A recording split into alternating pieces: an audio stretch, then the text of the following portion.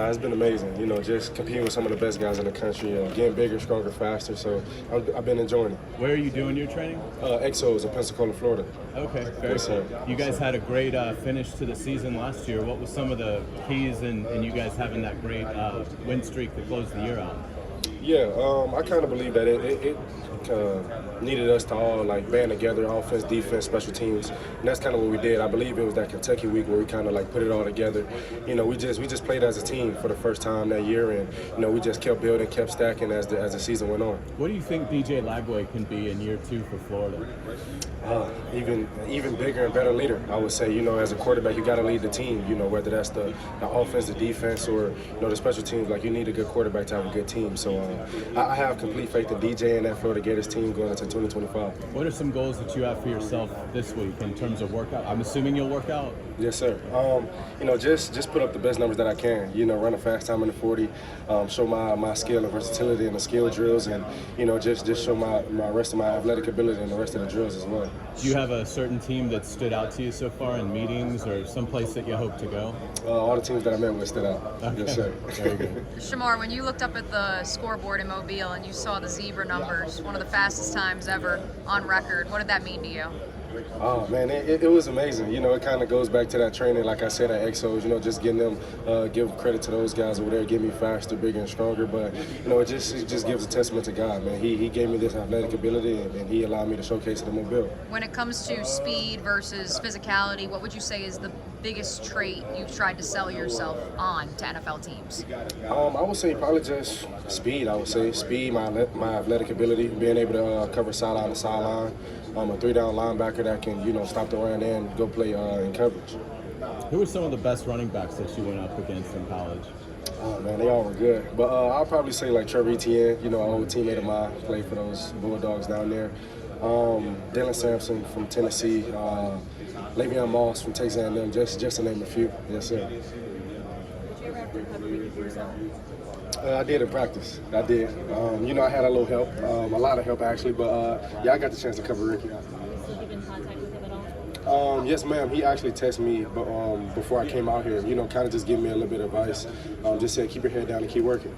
Obviously, you know what happened to him. What do you think about his projections are coming up for the full offseason? Yeah, I mean, you know, that unfortunate event happened to him before the season, but, you know, like Ricky, he's a worker. He's a great guy and a guy that, excuse me, and a guy that always, you know, keeps the main thing, which is football. So, you know, I have complete faith in Ricky to bounce back even stronger in year 2. Is there a game or performance you had during your time at Florida that sort of stands out, something that you want to keep remembering as you move forward? Yeah, I'd probably say this year, the 2024 season against LSU in the Swamp. I'll say that's probably one of my best games I had in my college career, and 2023 against Utah, first game of the season. What happened in the LSU game to make it so? Yeah, we won the game most importantly, but you know, we beat a top-ranked team in the Swamp, you know, with 90,000+, and like it was a great performance. I displayed some of my talents, you know, being able to stop the run, being able to go out in space and cover. So I feel like that was an all-around game for me. When I say Billy Napier, you say? Great coach.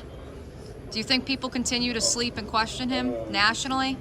If they do, they should stop. You know, I feel like this 2025 Gators team are going to put on a great display this year, and I just have full confidence in them.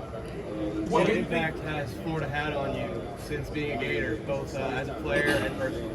Yeah, so as a player, I mean, like you said, Coach Napier, he put a lot of great pieces around me, a lot of great coaches.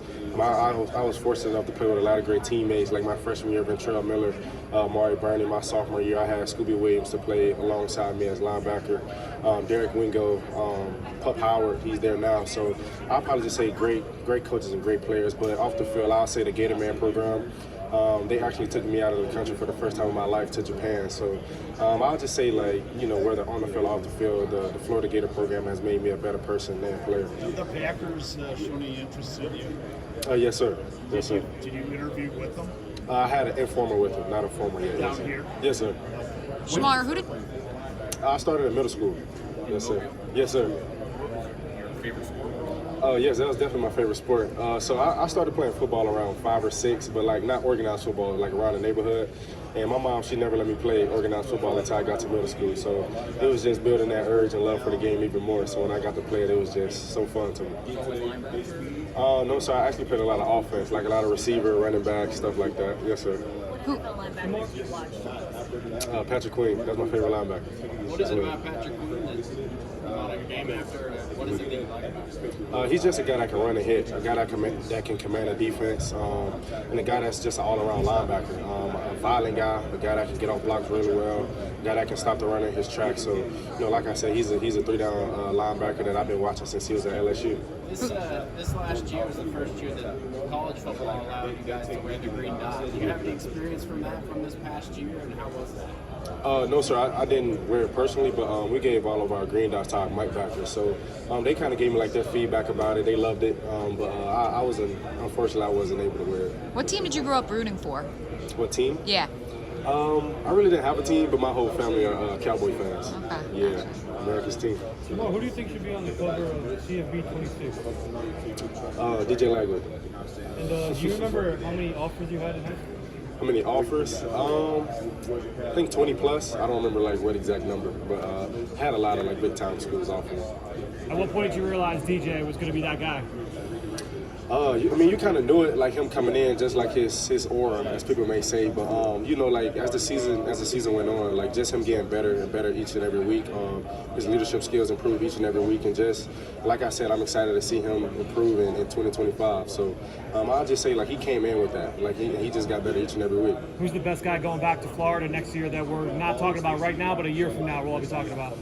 Man, that's a lot of guys, but just to name a few, probably like Caleb Banks, Tyreek Sapp on the defensive side. On the offensive side, you got like Trey Wilson, DJ Lagway, of course. You got Jaden Ball, the running back that scored like 5 touchdowns in one game. So, I mean, that's just to name a few, but those are we got some dogs on that roster. You said Caleb Banks first. What stood out about Caleb? At what point did you realize he was maybe an NFL guy?